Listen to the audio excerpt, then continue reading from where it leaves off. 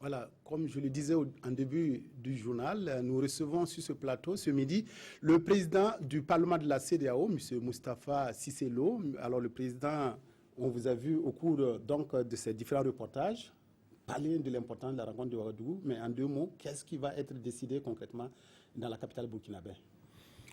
Merci. C'est le lieu aussi de dire que nous organisons des réunions délocalisées sur des thématiques qui intéressent les populations de la communauté.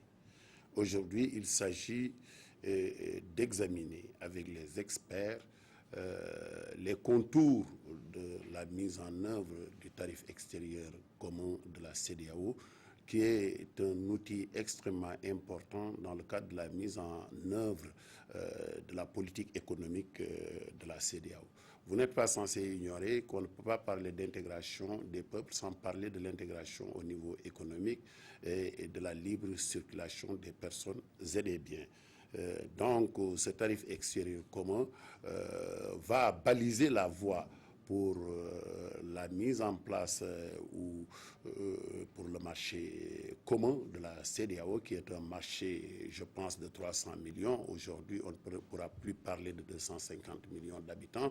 Nous sommes autour de 320 millions au niveau de notre espace communautaire, qui est un marché extrêmement important.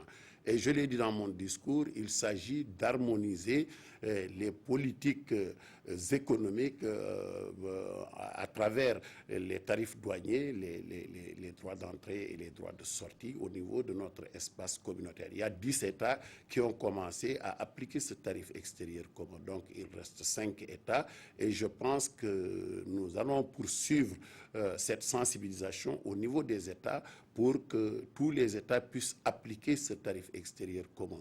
Donc voilà ce dont il s'agit et nous avons choisi Ouaga, la Belle, pour être là parce que c'est une plaque tournante, parce qu'au niveau de la CEDEAO, on ne peut pas passer de l'UEMOA aux autres États de la CEDEAO non membres de l'UEMOA sans passer par Ouaga. Donc nous avons choisi Ouaga pour discuter, échanger de ces questions et après les exposés des différents experts et la commission, le Parlement va tirer les conclusions de cette réunion.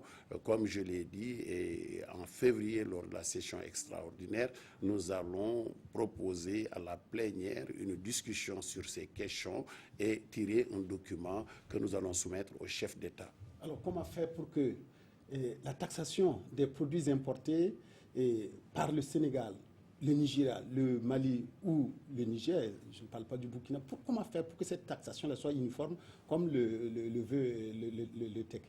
Oui, mais c'est déjà fait parce que, vous savez, les États sont indépendants et souverains.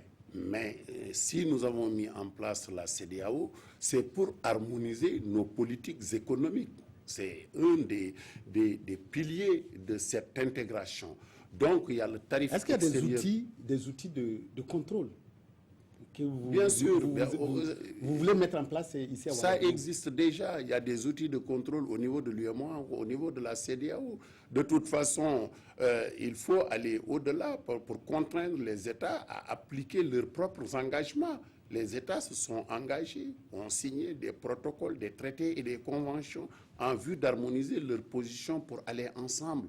Parce que c'est l'heure des grands ensembles. On ne peut pas rester avec nos micro-États, comme l'a dit mon frère Salifou, avec les égoïsmes économiques, avec les querelles de leadership. Ça pose toujours problème. Mais aujourd'hui, je pense que les chefs d'État sont conscients qu'il faut aller beaucoup plus vite pour aller dans ce monde globalisé, à la conquête, en tout cas, de performances économiques. Alors, jusqu'au 3 décembre, clôture de votre réunion, est-ce que vous avez bon espoir que quelque chose de concret sortira des assises de Ouagadougou? Oui, déjà, je me rends compte que les parlementaires sont très satisfaits d'avoir appris, parce qu'un parlementaire n'est pas un technicien. Mais nous avons la chance d'avoir d'éminents experts qui ont fait des déclarations, c'est-à-dire des communications fortes en vue de donner les tenants et les aboutissants de cette loi qui est le tarif extérieur commun de la CEDEAO que nous devons tous appliquer et parler des conséquences positives et négatives pour les parlementaires. Il appartiendra aux parlementaires de juger du rôle qu'ils devraient jouer en vue de sensibiliser les populations au niveau de leurs États. Parce que c'est cela qu'il s'agit. Il s'agit de connaître des problèmes des populations et de porter le plaidoyer au niveau de nos États. Donc, je pense qu'il y a une conscience citoyenne et les députés, j'en suis sûr, vont faire le boulot. L'autre problème, c'est les incidences avec la signature des APE, parce que vous savez, à ce jour, il n'y a que le Nigeria et la Gambie qui n'ont pas signé cet APE. Les accords avec l'Union européenne? Oui, et j'ai dit que ça a fait couler beaucoup d'encre. Donc, j'avais proposé que les parlementaires puissent connaître aussi de ce processus de signature et de la mise en œuvre.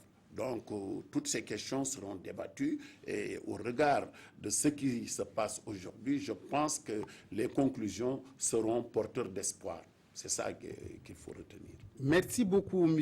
Moustapha Cissé Lo, président du Parlement de la CEDEAO, qui est venu ce midi sur ce plateau nous parler de la tenue à Ouagadougou de cette réunion du Parlement de la CEDEAO autour du TEC, le tarif extérieur commun.